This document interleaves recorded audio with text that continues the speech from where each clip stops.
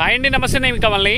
So చాలా మంది రైతులు అయితే మిరప మొక్క అయితే నాటుకోవడం జరుగుతుంది. నాటుకునేటప్పుడు కొన్ని జాగ్రత్తల్ని చిన్న చిన్న వాటిని వదిలేయడం జరుగుతుంది. అదేంటి అంటే కొంతమంది వర్షం పడింది కదా అనే కారణంతో సో మొక్కలు నాటుకునేటప్పుడు నీళ్లు పోయకుండా పెడుతున్నారు. నీళ్లు పోయకుండా పెడితే మొక్క వేరు వ్యవస్థకి ఈ బురద మట్టి అనేది అతుక్కపోయి మొక్క అనేది ఎన్నాళ్ళున్నా నెల రోజులైనా 40 రోజులైనా కానీ రైకట్ రాకుండా ఉండిద్ది. సో దయచేసి ఎవరు కూడా మిరప మొక్క నాటుకునేటప్పుడు కనీసం ఒక ఉగ్గినింటి నీళ్ళైనా కానీ పోసిన తర్వాతే మొక్క అయితే నాటుకోండి.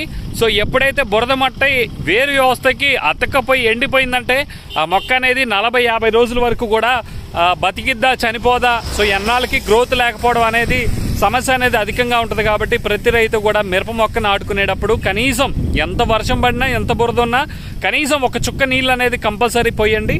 సో నెక్స్ట్ వచ్చేసరికి మీరు మిరపనారు వేసే ముందు మీరు మందు చల్లి ఉన్నట్లయితే కనుక కనీసం 15 రోజుల వ్యవధి, అంటే మీరు మందు చల్లిన తర్వాత 15 రోజుల తర్వాత మాత్రమే మీరు నార అనేది నాటుకోవాల్సి ఉంటుంది. లేకపోతే కనుక మీకు నార అనేది సన్నగా అయిపోయి కింద భూమి నుంచి పై వరకు కూడా సన్నగా మనకి మధ్యలో అనేది ఎండిపోయినట్టు అయిపోతూ ఉంటుంది. సో ఆ సమస్య రాకుండా ఉండాలంటే మాన అనేది మనకి చాలా గట్టితనం ఉండాలి. చాలా గట్టితనం ఉండాలంటే ఖచ్చితంగా కూడా తల్ల దుంచిన తర్వాత వారం రోజుల తర్వాత వేసుకున్నా కానీ మొక్క అనేది గట్టితనం అనేది ఏర్పడుతుంది. నెట్లోది కూడా మీరు అబ్జర్వ్ చేసుకోండి.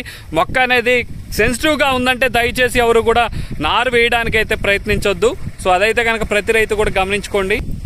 సో మిరపనారు వేసుకోవడం కొంచెం లేట్ అయినా పర్లేదు, కానీ వేస్తే పడి మొక్క పడకుండా జాగ్రత్తలు తీసుకొని సరైన కూలింగ్ టెంపరేచర్ ఉందా లేదా, సో నీళ్లు సరిగా పోసామా లేదా, సో మొక్క గట్టిగా ఉన్నదా లేదా, సో మనకి కలుపు రాకుండా స్టాంప్ ఎక్స్ట్రా లాంటిది చల్లుకొని ఒక ఎకరానికి 800 నుంచి 900 వరకు చల్లుకొని దాని తర్వాత కనుక మీరు మిరప మొక్క నాటుకుంటే కలుపు సమస్య నుంచి 15 రోజుల వరకు కాపాడుకుంటూ ఉంటారు.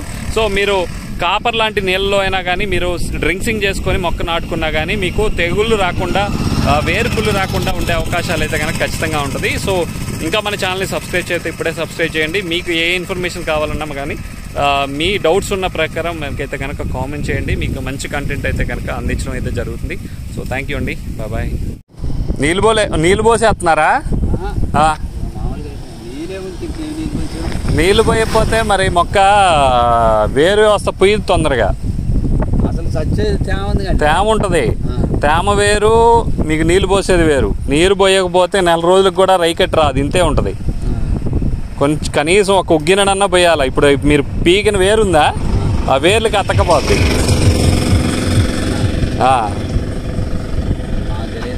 చాలామంది ఇట్లా వేస్తారు కానీ అది కరెక్ట్ కాదు. అదే చెప్తున్నా, కరెక్ట్ తప్పది. దానివల్ల ఏంటంటే నెల రోజులకు కూడా ఇంతే మొక్క ఏనుకో తొందరగా చాలా టైం తీసుకుంటుంది. ఆ పూత పూసే ఏరుకి మట్టి అతకపోద్ది. ఒక్క చుక్క అన్ని ఎక్కువ అవసరం లేదు. ఒక లోటాతో అయినా కానీ ఊరికి ఒక ఉగ్గినడు పోసుకుంటూ వెళ్తే సో మనం వేసే మట్టి అతకపోకుండా ఉంటుంది. సో అందుకని నేను ఇట్లా పోయాలని చెప్తున్నా.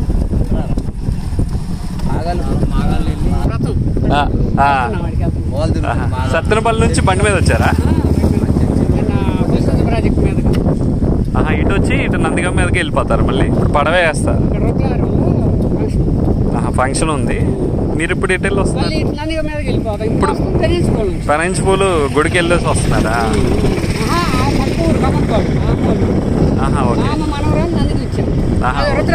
Okay okay okay. మా దగ్గర నుంచి ఒక 20 కిలోమీటర్స్. నేను హైదరాబాద్ వెళ్తా, వీళ్ళు మొక్కేస్తున్నారు. చూస్తే అడుగుతున్నాను.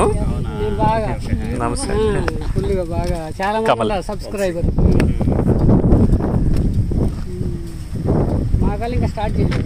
వేయలేదు, వేస్తున్నారు. ఇది నెక్స్ట్ మంత్లో వేస్తారు. గుంటుపల్లి రమేష్. ఏ ఊరు? దీపాలు తినపాలు నాకేం తెలీదు. రాంబాబు అని ఉంటారు కదా, పాటిపల్లి రాంబాబు, ఆయన నా దగ్గర సీట్ తీసుకున్నారు. ఈ సంవత్సరం తీసుకున్నారు. మీ ఊరు నుంచి నరేష్ ఇంకొకళ్ళు ఎవరు హైదరాబాద్లో ఉంటాడు, అబ్బాయి నరేష్ ఏదో సంథింగ్, ఆ అబ్బాయి కూడా తీసుకున్నట్టు. మీ ఊరు నుంచి 2-3 తీసుకున్నారు. నాకంతా ఊరంతా చుట్టాలే.